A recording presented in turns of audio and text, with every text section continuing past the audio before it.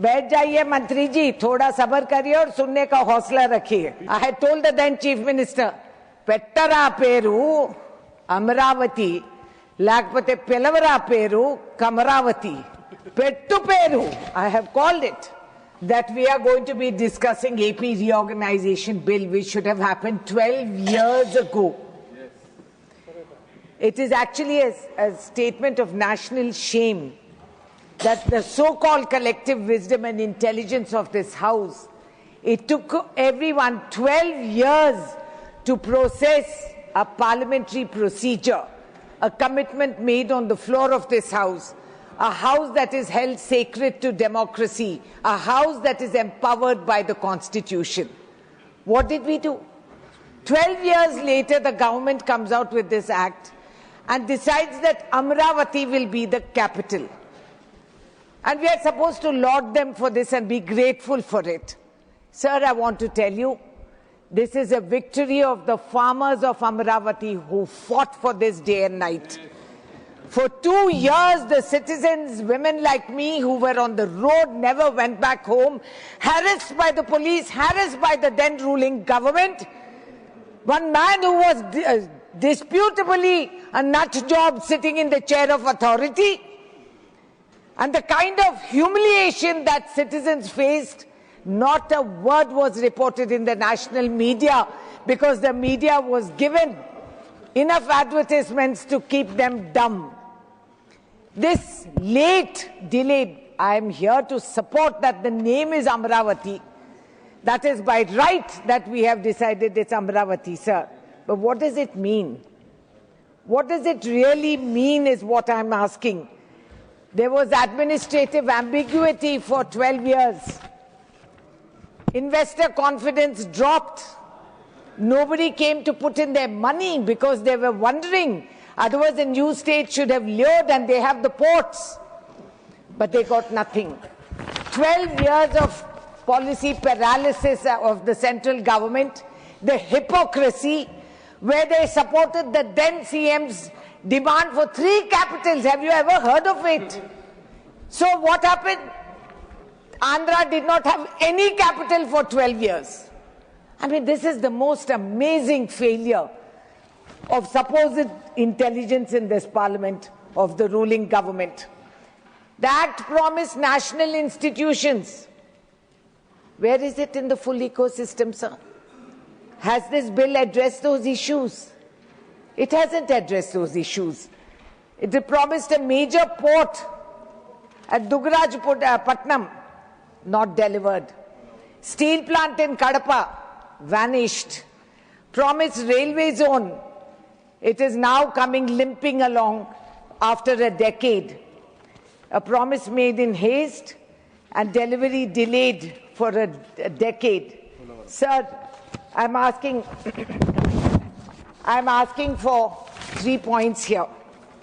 Number one, that there will be a time-bound roadmap for Amaravati.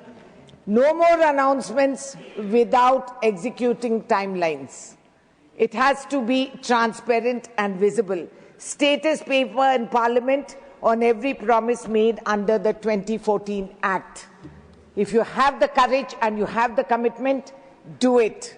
Accountability, why it was delayed and what compensation will be given to the people who have actually paid the price on the ground level, sir. Sir, there are also unresolved issues. Asset division of 1.42 lakh crore, still undivided after 11 years. Power dues, a disputed claim that needs a neutral settlement body. Nothing has been done. There have been accusations and counter-accusations. AP claims that Telangana owes 3.441 crore in principal and so much in payment surcharge, which is not true. And the court has ordered Telangana to pay these dues without substantiating the demand. The High Court of Telangana has quashed this demand, sir. Both states have legitimate grievances. We are co-joined twins, whether we like it or not. We work together and we have to move forward collectively if both states have to improve. But the central government has to stop playing these games. And just before 5 state elections, they'll come out with women's reservation. They'll come out with all these promises which do not exist on the ground. Krishna water dispute, we get less water in Telangana. We don't grudge Andhra their water. So be it. May the farmers prosper. May they get their rightful price for the crop. As it is, the input price has multiplied 3 times, but the income hasn't.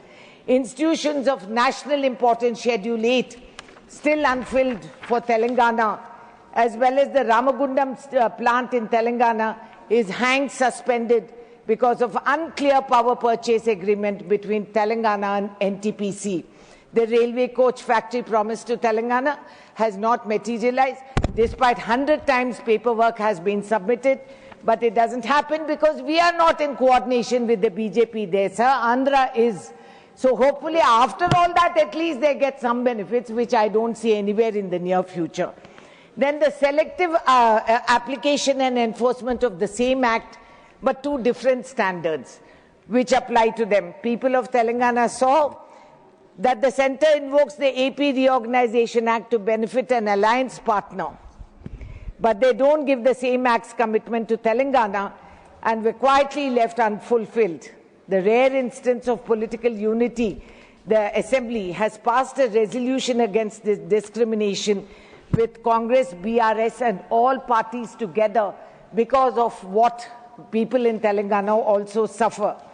Sir, promise denied in the 13th schedule of the AP Reorganization Act, they have not fulfilled. And sir, there is also a human interest issue, which is of the 5 mandals which is bordering my constituency: Ettapaka, Kannaigudam, Pichukulapadu, Gundala, and Purushottapatnam. Now, these are living in no man's land. They're locationally with the Andhra Pradesh, and then they belong to Telangana. And these lands are the Lord's. Rama, they claim they worship Rama. The only temple of Ram which is in Bhadrachalam. These are the Lord's properties, and these people live in a grey area. Administratively, they are hounded because they belong to 2 states. There is no one giving them any welfare measures, and they are suffering greatly. Now, sir, this kind of hypocrisy, what is the message we send out to the rest of the nation? That it doesn't matter what happens in Parliament, because what will happen outside will happen. There's no accountability. There's no responsibility pinned. And there is absolutely no shame that we come to the House today touting and beating our chest with supposedly a grand success of naming the state capital as Amaravathi. But for 12 years you lived without a capital. You don't want to talk about that. They don't address these issues. And I think it's highly embarrassing, sir. You say justice delayed is justice denied. But then the fact is that we live in that way day to day, and we don't see a light at the end of the tunnel. If these issues have to be resolved, sir, I have repeated this, we want public accountability, transparency, statement in Parliament for everything that is achieved under this schedule. And unless you have a time, because, sir, there is a huge cost overrun. Lakhs and crores have been granted for state capitals in Gujarat. But the Telugu pride has been insulted. We are looked down because we are South Indians. We are Madrasis. They have no clue what the geography of the South is. I will say what I feel. I'm a South Indian. No, you cannot debate the nation like this. No. This do this to the people of my state. What you want to deny us the right which they have assured, sir. You are a very experienced member. You ask what you want to ask. I have asked for what I want.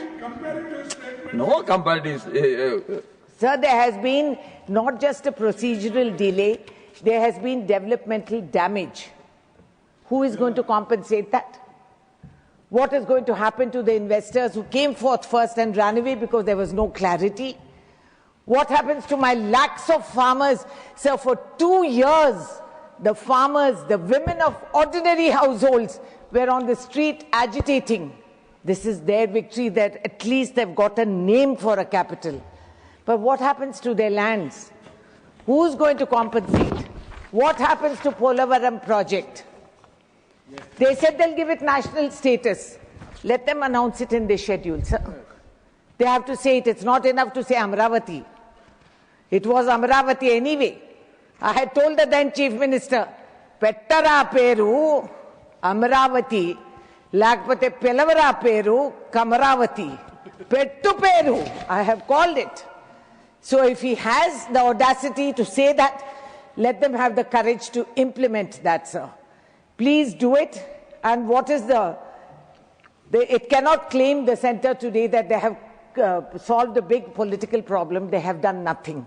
This is cosmetic touch which they have given us. At the ground level, Mr. Now he has to run off somewhere because it's very urgent. Commerce is the one that's hit the most in Telangana. Polavaram remains. बैठ जाइए मंत्री जी, थोड़ा सब्र करिए और सुनने का हौसला रखिए. Piyush ji, you take your seat. Polavaram remains unfinished and repeatedly revised. Piyush Goyal ji, you want to sit? Then. This is the seriousness of their situation, sir. This is how they listen to the South.